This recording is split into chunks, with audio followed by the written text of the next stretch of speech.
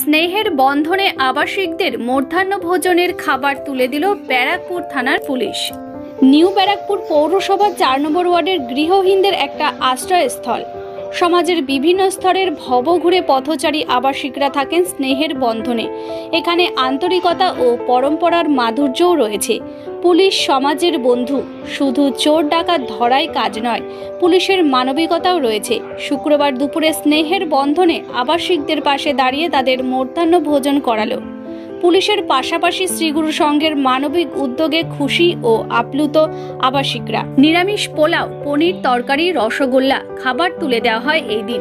বিশেষভাবে সহযোগিতা করে শ্রীগুরু সংঘ নিউ ব্যারাকপুর মধ্যমগ্রাম আঞ্চলিক শাখার ভক্ত ও শিষ্যরা।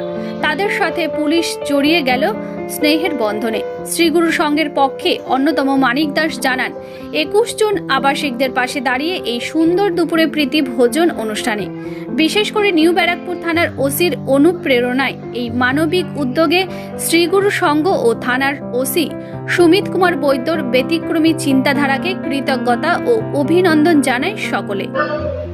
আজকে আমাদের খুব আনন্দ হচ্ছে, এত সুন্দর একটা এসে আমরা আসতে পেরেছি শুধু একমাত্র আমাদের বড়বাবু থানা, আমাদের বড় ওসি, ওনার জন্যই আজকে আমরা এখানে আসতে পেরেছি।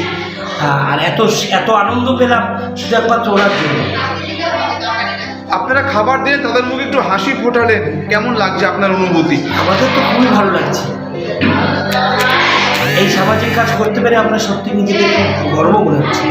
আপনারা কোথা থেকে এসেছেন? আমরা নববারাকপুর মধ্যমগ্রাম আঞ্চলিক শাখা সরকার শ্রীগুরু সংঘ। কতজনকে খাওয়ালেন আজকে এখানে? আপনি 21 জন। আপনার নাম? Manik Das. Bureau report, news today live.